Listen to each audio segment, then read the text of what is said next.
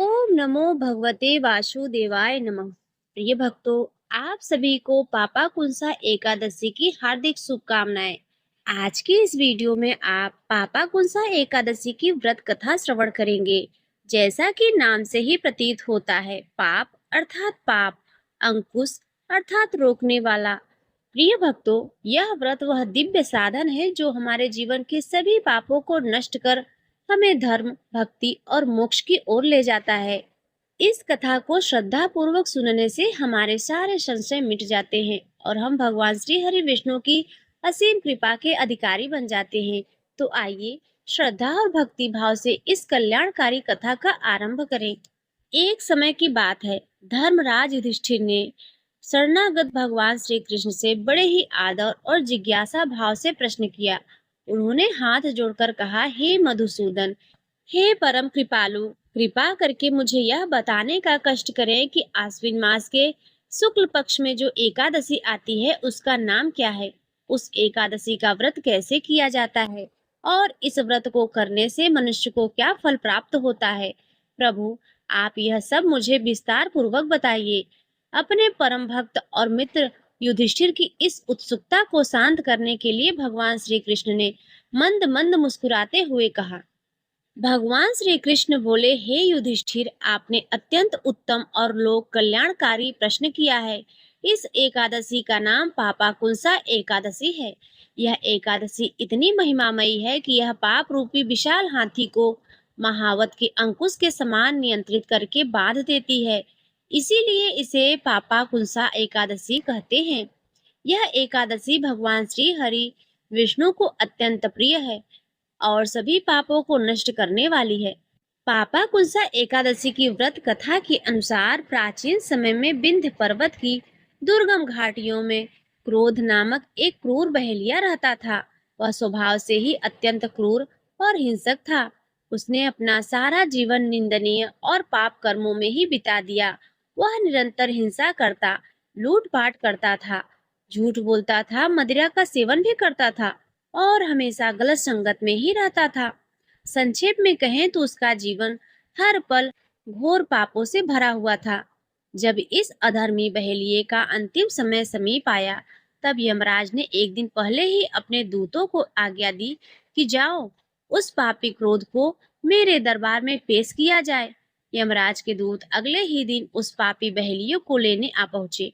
उन्होंने क्रोध से कहा, अरे बहेलिये, कल तुम्हारे जीवन का अंतिम दिन है। हम कल तुम्हें लेने के लिए यमलोक से आएंगे। यह सुनकर वह बहेलिया भय से कांपने लगा। उसके समस्त किए हुए पाप उसके नेत्रों के सामने साकार हो उठे और वह मृत्यु के भय से व्याकुल हो गया। जीवन के अंतिम क्षणों में भयभीत क्रोधन ने तुरंत अपने पापों के निवारण का उपाय खोजने का निश्चय किया। वह भागता हुआ पास में ही स्थित महर्षि अंगिरा के पवित्र आश्रम में जा पहुंचा। वहां पहुंचकर वह सीधा महर्षि अंगिरा के चरणों में गिर गया और फूट फूट कर रोने लगा। उसने अत्यंत कातर स्वर में प्रार्थना की, हे ऋषिवर, हे परम ज्ञानी, मैंने अपना संपूर्ण जीवन केवल हिंसा, लूटपाट, झूठ बोलने, मदिरा सेवन करने और दुष्टों की संगत में ही बिता दिया है। अब मेरा अंतिम समय निकट है और मुझे नरक का भय सता रहा है। कृपया करके आप मुझे कोई ऐसा उपाय बताएं जिससे मेरे समस्त पाप नष्ट हो जाएं और मुझे मोक्ष की प्राप्ति हो सके। पापी बहेलिये की इस सच्ची प्रार्थना और अनुग्रह को देखकर महर्षि अंगिरा का हृदय दया से भर गया। वे उस पर प्रसन्न हुए और उसे पापों से मुक्ति दिलाने का सबसे सरल मार्ग बताया। महर्षि अंगिरा ने क्रोधन से कहा, वत्स, तुम चिंता न करो। तुम आश्विन मास के शुक्ल पक्ष की पापा कुंसा एकादशी का व्रत करो। यह व्रत महापापियों को भी मुक्ति दिलाने वाला है। तुम इसका विधि पूर्वक व्रत करो और सच्चे मन से भगवान श्री हरि विष्णु का पूजन करो। बहेलिये क्रोधन ने महर्षि अंगिरा द्वारा बताए अनुसार पूर्ण श्रद्धा और विधि विधान से पापाकुंसा एकादशी का व्रत किया। उसने रात दिन भगवान श्री हरि विष्णु का ध्यान किया और अपने समस्त पापों के लिए क्षमा मांगी। इस व्रत और पूजन के प्रभाव से एक चमत्कार हुआ। जब यमदूत अगले दिन उसे लेने के लिए आए, तो उन्होंने देखा कि उस बहेलिये के समस्त पाप नष्ट हो चुके हैं और उसका हृदय शुद्ध हो गया है। इस पवित्रता को देखकर यमदूत बिना उसे लिए ही यमलोक वापस लौट गए। व्रत के पुण्य फल से वह बहेलिया भागवत कृपा प्राप्त कर अपने शरीर का त्याग करने के पश्चात सीधे विष्णु लोक को गया। यह कथा सुनाने के पश्चात भगवान श्री कृष्ण ने युधिष्ठिर से कहा, हे युधिष्ठिर, इस कथा का सार यह है कि जो मनुष्य सच्ची श्रद्धा और निष्ठा से पापाकुंसा एकादशी का व्रत और उपवास करता है, उसके सभी प्रकार के पाप नष्ट हो जाते हैं और वह मनचाहे फलों को प्राप्त करता है। इस एकादशी के दिन भगवान श्री हरि विष्णु का पूजन करने से मनुष्य को सहज ही स्वर्गलोक की प्राप्ति होती है। जो फल मनुष्य को अत्यंत कठिन तपस्या से प्राप्त होता है, वह फल इस पापाकुंसा एकादशी के दिन क्षीर सागर में शेष नाग पर शयन कर रहे भगवान श्री हरि विष्णु का स्मरण करने मात्र से ही प्राप्त हो जाता है। इसीलिए मनुष्य को अपने जीवन में किए गए पापों से बचने के लिए दृढ़ संकल्प करके इस परम पवित्र पापाकुंसा एकादशी का व्रत अवश्य करना चाहिए। इस व्रत के प्रभाव से व्यक्ति को यमलोक की यातनाएं सहन नहीं करनी पड़ती। प्रिय भक्तों, एकादशी के दिन भगवान विष्णु के साथ साथ 11 माता की भी पूजा करनी चाहिए और उनकी कथा को भी श्रवण करना चाहिए, क्योंकि इस तिथि को हम सभी 11 एकादशी के नाम से भी जानते हैं। यह तिथि स्वयं 11 माता के नाम से प्रसिद्ध हुई। जो भी भक्त सच्चे मन से एकादशी का व्रत रखकर भगवान विष्णु और एकादशी माता की पूजा करते हैं, उनके सारे पाप नष्ट हो जाते हैं। अंत में उन्हें मोक्ष की प्राप्ति होती है। और जो लोग किसी कारणवश व्रत न भी रख पाए, तो उन्हें भी इस कथा को सच्चे मन से अवश्य ही सुनना चाहिए। पौराणिक कथा के अनुसार सतयुग के समय मूर नामक एक अत्यंत बलवान और भयानक दैत्य उत्पन्न हुआ। वह इतना प्रचंड था कि उसने अपनी शक्ति के बल पर देवराज इंद्र, आदित्य, वसु, वायु, अग्नि समेत सभी देवताओं को पराजित कर दिया और स्वर्ग से भगा दिया। जब चारों ओर मूर का आतंक फैल गया, तब देवराज इंद्र सहित सभी देवतागण अत्यंत दुखी और भयभीत होकर कैलाश पर्वत पर भगवान शिव की शरण में पहुंचे। देवतागण हाथ जोड़कर बोले, हे कैलाशपति, हे महादेव, मूर दैत्य के भय से हम सभी देवतागण मृत्यु लोक में छिपकर रह रहे हैं। हम पर बहुत भारी संकट आन पड़ा है। वह दैत्य अजय हो गया है। कृपया आप हमारी रक्षा कीजिए। देवताओं की यह व्यथा सुनकर भगवान शिव करुणा से भर उठे। उन्होंने कहा, हे देवताओं, आप दुखी न हो। तीनों लोकों के स्वामी, भक्तों के दुखों का नाश करने वाले भगवान श्री हरि विष्णु की शरण में जाओ। वही आपके दुखों को दूर कर सकते हैं। महादेव के वचन सुनकर सभी देवता क्षीर सागर की ओर गए। वहां उन्होंने भगवान विष्णु को शेषनाग पर शयन करते हुए देखा। सभी ने हाथ जोड़कर उनकी स्तुति प्रार्थना करनी शुरू कर दी। देवतागण बोले, हे देवताओं द्वारा स्तुति करने योग्य प्रभु, आपको बारंबार नमस्कार है। हे मधुसूदन, आपको हमारा नमस्कार है। आप ही देवताओं की रक्षा करने वाले हैं। कृपया आप हमारी रक्षा करें। दैत्यों से भयभीत होकर हम सब पर इस समय आपकी शरण में आए हैं। देवराज इंद्र सहित देवताओं के ऐसे वचन सुनकर भगवान विष्णु ने योग निद्रा से उठकर प्रेम पूर्वक पूछा, हे देवताओं, ऐसा कौन सा व्यक्ति है जिसने सभी देवताओं को पराजित कर दिया है? उसका नाम क्या है? उसमें कितना बल है और कहाँ निवास करता है? यह सब मुझे विस्तार से बताओ। तब देवराज इंद्र ने सारा वृत्तांत सुनाया। हे प्रभु, प्राचीन समय में नाड़ी जंघ नाम का एक राक्षस था। उसी का महापराक्रमी और लोक विख्यात पुत्र मूर हुआ है। उसकी चंद्रावती नाम की नगरी है। उसी ने स्वर्ग से सब देवताओं को निकालकर वहां अपना आधिपत्य जमा लिया है। प्रभु, उसने इंद्र, अग्नि, वरुण, यम, वायु सभी देवताओं को उनके अधिकार से वंचित कर दिया है। उस दैत्य का अत्याचार तो इतना बढ़ चुका है कि वह स्वयं ही सूर्य चंद्र बनकर प्रकाश करता है। वह स्वयं ही मेघ बनकर बैठा है और सबसे अजेय हो गया है। इंद्र ने प्रार्थना की, हे असुर निकंदर, आप उस दुष्ट मूर को मारकर देवताओं को अभय प्रदान कीजिए। देवताओं की बात सुनकर भगवान विष्णु ने आश्वासन दिया, हे देवताओं, आप परेशान न हो, मैं शीघ्र ही उसका संहार करूंगा। तुम इस समय चंद्रावती नगरी में मेरे साथ चलो। यह कहकर भगवान विष्णु सभी देवताओं सहित चंद्रावती नगरी की ओर चल दिए। उस समय दैत्य मूर अपनी सेना सहित युद्ध में जोर से गरज रहा था। जब स्वयं भगवान विष्णु रणभूमि में आए, तो दैत्य मूर भी अस्त्र शस्त्र लेकर उन पर दौड़ा। भगवान ने अपने तेज बाणों से बहुत सारे दैत्यों का संहार किया, लेकिन मूर अकेला ही शेष रहा और छल भाव से भगवान के साथ निर्भय होकर युद्ध करता रहा। मूर को मारने के लिए भगवान जो भी अस्त्र चलाते, वे सब उसके लिए पुष्प बाण बन जाते। दोनों के बीच यह भयंकर द्वंद्व युद्ध 10,000 वर्षों तक चलता रहा। इतने लंबे समय तक लगातार युद्ध करने से जब भगवान विष्णु थक गए, तब वे बद्रिका आश्रम की ओर चले गए। वहां उन्होंने सिंहावती नाम की एक गुफा में प्रवेश किया और विश्राम करने के लिए योग निद्रा में सो गए। वहां गुफा अत्यंत लंबी थी और उसका केवल एक ही द्वार था। भगवान को योग निद्रा की गोद में सोया देखकर दैत्य मूर भी उनके पीछे पीछे गुफा में आ गया। मूर ने सोचा, यह अच्छा मौका है, भगवान सो रहे हैं, क्यों न मैं उन्हें यहीं मार डालूं। मूर जैसे ही भगवान को मारने के लिए तैयार हुआ, तभी एक चमत्कार हुआ। भगवान विष्णु के शरीर से अत्यंत उज्जवल कांति वाली दिव्य और तेजस्विनी देवी प्रकट हुई। देवी ने जब अपने सामने मोर नामक दैत्य को युद्ध करने के लिए तत्पर देखा, तो उन्होंने उसे युद्ध के लिए ललकारा।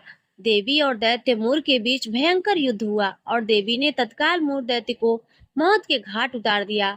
उधर भगवान विष्णु योग निद्रा की गोद से जागे तो उन्होंने मोर को मरा हुआ देखा।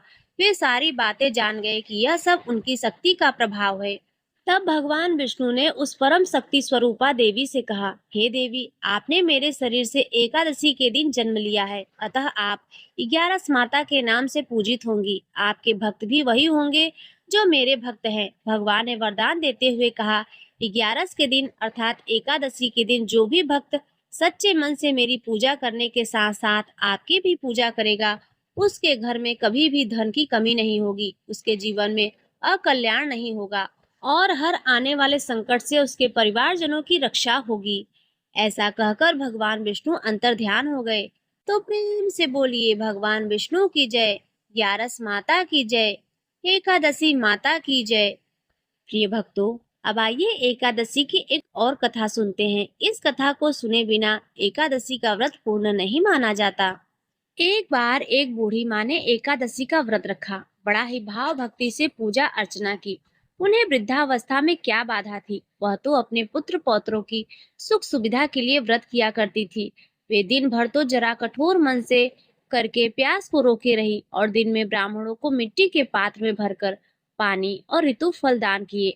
दोने भर भर के चीनी और दही वितरण किया। उन्हें गर्मी के कारण बहुत बेचैनी हो रही थी, इसी कारण वे बहुत देर तक पानी में पड़ी रहीं, मुंह धोती रहीं। तब कहीं थोड़ा बहुत धैर्य बंध पाया।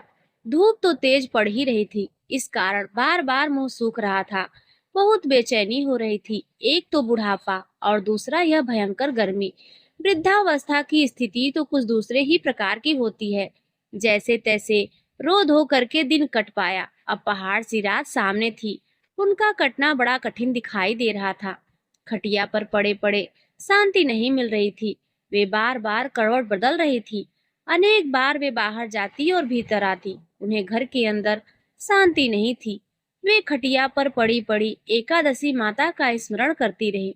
वे कहती रही कि हे माता जी, आप मेरी लाज रखिएगा, आप ही मुझे शांति दे दीजिएगा, जिससे मैं यह व्रत कर सकूं और यह पहाड़ सी रात शांति पूर्वक व्यतीत हो सके।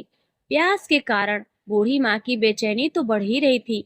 उन्होंने धैर्य रखने का बहुत प्रयास किया, किंतु सहनशीलता की सीमा टूट गई और वे घबराकर एकदम से चिल्ला उठी। बोली कि बचाओ बचाओ। अम्मा का चिल्लाना सुनकर परिवार भर के नर नारी, बच्चे और पड़ोसी एकत्रित होकर बूढ़ी अम्मा के खटिया के समीप पहुंच गए। सबने पूछा, अम्मा, आपको क्या हुआ? आप क्यों चिल्ला रही हैं? आप इस वृद्धावस्था में यह कठिन व्रत क्यों कर रही हैं? अम्मा जी, शक्ति से ही भक्ति होती है। थोड़ी ही देर में वे फिर से बोली, अरे, मेरे प्राण निकले जा रहे हैं, मेरी छाती पर ठंडे पानी का घड़ा रखो। अब नातियों ने दादी की छाती पर ठंडे पानी का पात्र रख दिया। तब उन्हें कहीं थोड़ा बहुत आराम मिला और थोड़ी देर के लिए उन्होंने अपनी आंखें बंद कर ली। अब एकादशी माता ने सोचा कि अब बूढ़ी अम्मा तो बड़ी कठोर हैं, जरा जाकर उनकी परीक्षा लेनी चाहिए। वे आधी रात को मुर्गा बनकर टर टर करने लगी। मुर्गे की आवाज सुनकर दादी जल्दी से उठी और बाहर जाकर आसमान की ओर देखा, किंतु आसमान में कहीं उन्हें प्रातःकालीन तारा नजर नहीं आया। वे सोचने लगी, यह मुर्गा क्यों और कैसे बोल गया। उन्हें प्यास तो लग ही रही थी। थोड़ा बहुत उनका मन भी विचलित हो गया था। अंत में उन्होंने दृढ़ निश्चय कर लिया कि मैं अब व्रत पूर्ण करके ही छोड़ूंगी, चाहे भले ही मेरे प्राण क्यों ना निकल जाएं। यह सोचकर फिर वे खटिया पर शिथिल होकर लेट गई। थोड़ी देर में एकादशी माता ने उनकी फिर से परीक्षा लेनी चाहिए। एक छोटी सी बालिका एक गिलास में शरबत लेकर उनके सिरहाने आकर खड़ी हो गई और जोर से बोली, दादी जी, सवेरा हो गया है, आप हाथ मुंह धोकर शरबत पी लीजिए। पहले तो शरबत का गिलास देखकर उनका मन मचल उठा, किंतु अचानक व्रत का स्मरण हो आया। उन्होंने सोचा, मैं किसी भी प्रकार से अभी शरबत नहीं पी सकती हूँ। वे शांति पूर्वक अपनी खटिया पर लेट गई। फिर थोड़ी ही देर में उन्हें ऐसा लगा जैसे किसी ने उन्हें पानी के कुएं में पलट दिया हो। वे बड़ी देर तक हाथ पैर चलाती रही, किंतु उन्होंने अपने मुंह में एक बूंद भी पानी जाने नहीं दिया। वे दृढ़ता पूर्वक अपने व्रत का पालन करती रही। थोड़ी ही देर में न जाने कहां से सामने आग जलने लगी, जिससे भारी गर्मी बढ़ने लगी। प्यास के कारण प्राण निकलने लगे, किंतु बूढ़ी अम्मा का कुछ भी नहीं बिगड़ पाया। वे जहां की तहां मुस्कुराते हुए बैठी रही। थोड़ी ही देर में बाहर प्रकाश दिखाई देने लगा। ऐसा लगा जैसे सवेरा हो गया हो। बूढ़ी अम्मा ने जब बाहर निकलकर देखा तो समझ गई अभी सवेरा होने में 3-4 घंटे की देरी है। यह जानकर वे शांति पूर्वक इधर उधर घूमने लगी। फिर एकादशी माता यह बात अच्छी तरह से समझ गई कि यह बूढ़ी अम्मा किसी भी प्रकार से अपने व्रत से टल नहीं सकती। वे उनके अत्यंत सत्य व्रत को अच्छी तरह से समझ गई। अब सवेरा होते ही बूढ़ी माता ने स्नान किया, भगवान का पूजा पाठ किया, एकादशी की कथा सुनी, ब्राह्मणों को दक्षिणा देकर भोजन कराया। तब कहीं उन्होंने व्रत का पारण करके जल ग्रहण किया। कन्याओं को भोजन कराने के बाद अम्मा ने स्वयं भोजन किया। उस श्रेष्ठ व्रत के प्रभाव से बूढ़ी अम्मा की आयु में वृद्धि हो गई। उनका घर परिवार हरा भरा हो गया। अब उनको कोई अभाव न रहा। वे हर तरह से सुख साधनों से संपन्न हो गई। नाती नातिन से उनका घर भर गया और वे उसी दिन से 12 महीने की एकादशी का व्रत करने लगी। एकादशी का व्रत करने के प्रताप से इस संसार में हर प्रकार के सुख भोग कर अंत में वह वैकुंठ धाम को चली गई। जैसे एकादशी माता ने बूढ़ी माता और उनके परिवार को हरा भरा किया, ऐसे ही एकादशी माता हम सभी की मनोकामनाओं को पूर्ण करे। बोलिए श्री लक्ष्मी नारायण भगवान की जय। प्रिय भक्तों, अब आइए सुनते हैं एकादशी की चालीसा। श्री एकादशी चालीसा। दोहा। एकादशी व्रत की महिमा अपार, श्री हरि कृपा से मिटे कष्ट, हो भव से पार। चौपाई। जय जय एकादशी महारानी, शर व्रतों में हो तुम ज्ञानी। श्री हरि तुमसे रिझे भारी, सकल जगत में महिमा न्यारी। पद्म पुराण गुण गाते तेरे, स्कंद पुराण महिमा उचरे। श्री हरि के मन को हो प्रिय, हर लेते सारे दुख संताप। जो भी श्रद्धा से व्रत धारे, अच्छे पूर्ण वही निहारे। गाय अन्न जो दान में देवे, अच्छे लोक वही सुख पावे। 10वीं तिथि से नियम निभाना, पाप पुण्य का ध्यान लगाना। भूले से अन्न न ग्रहण करे, शुद्ध भाव से व्रत को धरे। फल फूल पर निर्जर रहकर करे पूजन श्री हरि चरणों पर। सुख संपत्ति पावे यह प्राणी, अष्ट सिद्धि नौ निधि कल्याणी। द्वादशी को करे पारण शुभ, पाप ताप सब हो जाए लुप्त। जो कोई इसको पढ़ता गाता, सकल मनोरथ पावे सुख पाता। सदा सहाय दिन दुखन पर, ममता करे निज भक्तन पर। विष्णु वल्लभा जगत तारिणी, जग कल्याणी भव भय हारिणी। मास मास में आती हो तुम, सबको मुक्ति दिलाती हो तुम। कथा सुने जो भक्त ध्यान से, मन वांछित फल पाए मान से। नारद बोले हरि से वचन, आपका है यह परम भजन। एकादशी महाव्रत अति शुभ, कष्ट मिटाती हरती अशुभ। करुणामयी दया की सागर, भक्ति भाव से पूजे नागर। जो भी व्रत को नियम से करता, वो भव सागर से है तरता। एकादशी का महात्म भारी, गावे वेद और दुनिया सारी। जो भी पढ़े यह चालीसा, हरि कृपा से मिले सुप्रतासा। दोहा। एकादशी व्रत जो अपनाए, सकल मनोरथ सिद्ध हो जाए। श्रद्धा से जो व्रत को धाये, श्री चरणों में सुख वह पाए। इतिश्री एकादशी चालीसा संपूर्ण। प्रिय भक्तों, अब आइए सुनते हैं एकादशी माता की आरती। ओम जय एकादशी, जय एकादशी, जय एकादशी माता। विष्णु पूजा व्रत को धारण कर शक्ति मुक्ति पाता। ओम जय एकादशी, जय एकादशी माता। विष्णु पूजा व्रत को धारण कर शक्ति मुक्ति पाता। तेरे नाम गिनाऊं देवी भक्ति प्रदान करिनी। गण गौरव की देनी माता शास्त्रों में वरिनी। ओम जय एकादशी, जय एकादशी माता। विष्णु पूजा व्रत को धारण कर शक्ति मुक्ति पाता। मार्गशीर्ष के कृष्ण पक्ष की उत्पन्ना विश्वतारिणी जन्मी। शुक्ल पक्ष में हुई मोक्षदा मुक्तिदाता बन आई। ओम जय एकादशी, जय एकादशी माता। विष्णु पूजा व्रत को धारण कर शक्ति मुक्ति पाता। पौष के कृष्ण पक्ष की सफला नामक है। शुक्ल पक्ष में होए पुत्रदा आनंद अधिक रहे। ओम जय एकादशी, जय एकादशी माता। विष्णु पूजा व्रत को धारण कर शक्ति मुक्ति पाता। नाम षट तिला माघ मास में कृष्ण पक्ष आवे। शुक्ल पक्ष में जया कहावे, विजय सदा पावे। ओम जय एकादशी, जय एकादशी माता। विष्णु पूजा व्रत को धारण कर शक्ति मुक्ति पाता। विजया फाल्गुन कृष्ण पक्ष में शुक्ला आम्ल की। पाप मोचिनी कृष्ण पक्ष में चैत्र महाबली की। ओम जय एकादशी, जय एकादशी माता। विष्णु पूजा व्रत को धारण कर शक्ति मुक्ति पाता। चैत्र शुक्ल में नाम कामदा धन देने वाली। नाम वरुथिनी कृष्ण पक्ष में वैशाख माह वाली। ओम जय एकादशी, जय एकादशी माता। विष्णु पूजा व्रत को धारण कर शक्ति मुक्ति पाता। शुक्ल पक्ष में होय मोहिनी अपराजेष्ठ कृष्ण पक्षी।